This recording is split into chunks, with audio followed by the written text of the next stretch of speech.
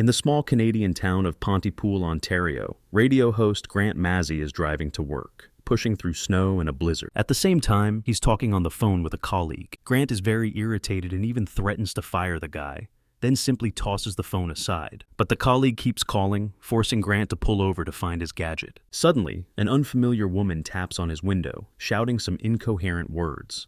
Grant turns away for a second, and when he decides to open the window, the woman on the roadside is already gone. The man is surprised by the incident, but soon brushes it off, especially since he's already arriving at his radio station. There, Grant is greeted by his colleague Laurel Ann, who is already sitting at the console preparing to take calls while also searching for news to cover on air. The girl asks him to skip the silly jokes, and Grant heads to his workstation. He greets Pontypool and talks about the terrible weather when producer Sydney Breyer, who diligently ensures the host doesn't chatter too much, enters. Grant plays a song for the listeners, then answers a call from reporter Ken Loney, who's reporting on the snowstorm he's watching from his helicopter. Next on the air is a constable involved in an operation to destroy illegal cannabis crops. Grant spins the story, but Sydney asks him not to exaggerate and cuts him off. A scuffle ensues between them as she doesn't support his imaginative flair. Grant is outraged by the limitation on his freedom of speech. Eventually, the two reach an agreement, and Grant switches to innocuous news about a missing cat. He suddenly remembers the woman he saw on the bridge. He describes the situation and asks if he should have called 911. Strangely, no listeners are calling in,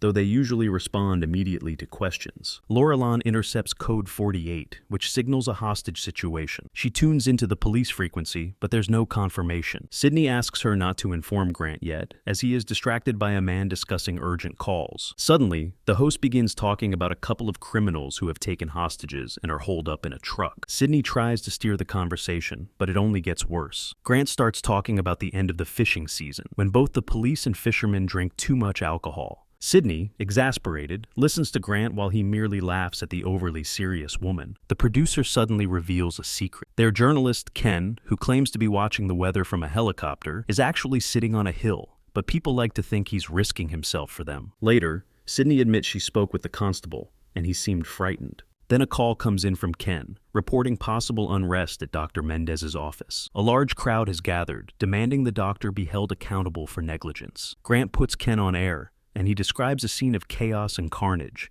which has led to many deaths. He hears explosions, but doesn't see any police. Instead, military helicopters appear. The journalist doesn't know what's happening, but it seems very serious. Meanwhile, Sydney and Laurel Ann try to verify the report, but there's no connection with the authorities. To make matters worse, a tour group of Arab settlers arrives at the station for an interview. Grant is outraged by this, but Sydney asks him to focus on the job, as they still have no confirmation of the incident.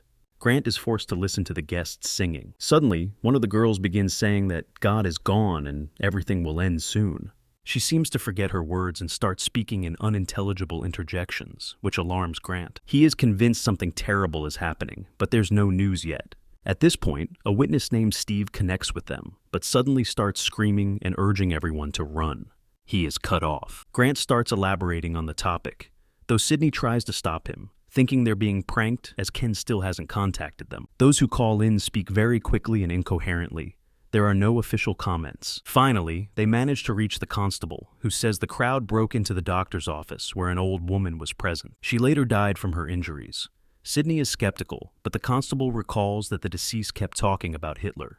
Grant summarizes. The crowd is moving in a specific area, talking about something incomprehensible. Then a call comes in about a family isolated in their car, but Sydney still believes the events are a simulation of something dreadful. Suddenly, a BBC journalist calls the station, asking Grant to confirm that Canadian troops are blocking roads into the country. But Grant knows nothing about this. He tries to refute these rumors, but the BBC journalist is sure they're true.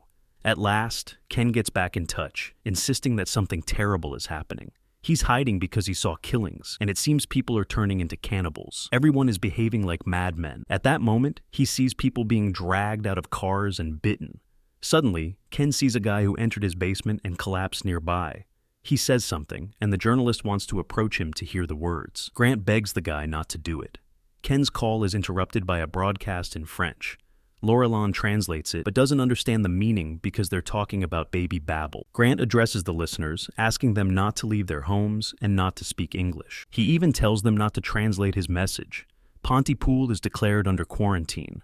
At that moment, Ken reconnects and plays the sounds his injured neighbor is making.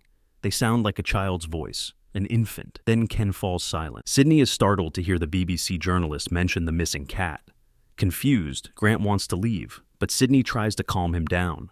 Still, he walks out of the studio, repeating the words about the missing cat. He'd seen the notice posted all over town. The man heads for the door, despite the women asking him to stay, and opens it, where Laurelyn sees a crowd approaching the studio. Grant, Sydney, and Laurelyn lock themselves inside. The journalist goes on air, starting to tell horrific stories of murders that have spread across the country. The women try not to listen to these terrifying tales, not understanding what's happening to Grant. But soon, even Laurelyn starts behaving strangely, claiming that Grant is not in the studio. The girl leaves, and a bewildered Sydney makes herself tea when Dr. Mendez climbs in through the window. He sees the strangely frozen Laurelyn and leads Sydney into Grant's soundproof booth. The doctor explains that their colleague is already infected, though she doesn't realize it. Dr. Mendez goes on air while Laurelyn begins banging her head against the glass of the booth and bites her lower lip. The doctor says that the world has faced a series of tragic outcomes. However, before taking their lives, people look for someone to share their fate with. At the same time, Ken calls again, saying his neighbor has died. People are constantly passing by him, talking about boats. As he tells this, Ken suddenly stumbles over his words. The people in the studio realize he is infected too. They say goodbye to the reporter and cut him off. Sydney mourns her friend, reminiscing about their work together. Laurelyn bangs on the glass again. Grant suddenly wonders, can the infected read lips? Dr. Mendez tries to figure out how the virus spreads, then, with horror, admits that it's already here because it's in the words. Mendez suggests that the virus has infected certain words in the English language. It's these words that spread the infection to others, who then find the next person to kill themselves with. This is a new path of transmission, and this is the end of humanity because it simply cannot be stopped. A person hears an infected word, understands it, and the virus immediately implants its strains into their comprehension. The doctor asks everyone to be silent, but Grant objects, saying they must tell people about it to protect. At this point, Sydney receives a call from her children and hears that they've been infected. Laurelyn spews a stream of blood and collapses dead. Mendez suspects that it happened because she couldn't find a victim. It seems that this is how the virus exits the body.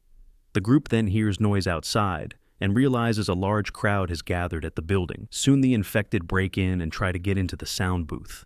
Grant theorizes that the infected may follow their voices, and Sydney records Grant's voice, playing it through an external speaker to distract the crowd. The infected hear the message that Sydney Breyer is alive and follow the sound. In his excitement, Mendez switches to the Armenian language, and everyone realizes that only English is infected. Grant and Sydney start speaking French, leaving the doctor in the booth and heading to the kitchen. But on their way, they are attacked by the infected Arab girl, whom they barely fend off, eventually killing her, much to Sydney's shock. They look at the doctor in the booth, deciding who should kill him if he gets infected when the doctor runs outside, trying to say something to them. But then music plays, causing the infected to return to the building. Sydney, Grant, and the doctor lock themselves in the control room. The doctor then climbs out their window and distracts the infected, saving Grant and Sydney. The pair find themselves isolated from the outside world. While Grant tries to figure out how to reverse the symptoms, Sydney obsessively writes confessions of killing the girl on the walls and doors, and she becomes infected with the word kill. Grant recalls the doctor's words about the danger of comprehension.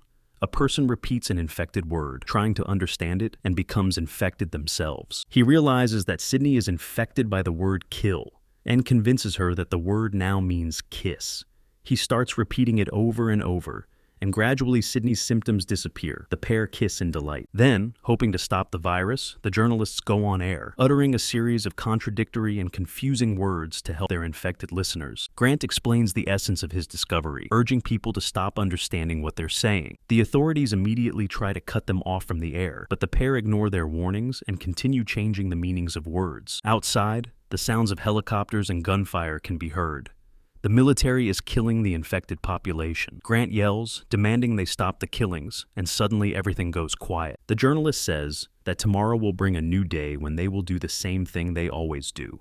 And the meaning of life is precisely that. This is not the end of the world, just the end of a day. As an amplified voice outside counts down from 10, Sydney joins Grant in the booth, and they kiss. An explosion is heard, and the screen goes black.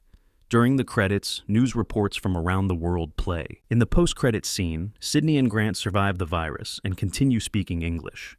perfecting their system of verbal role-playing games. An unusual plot indeed.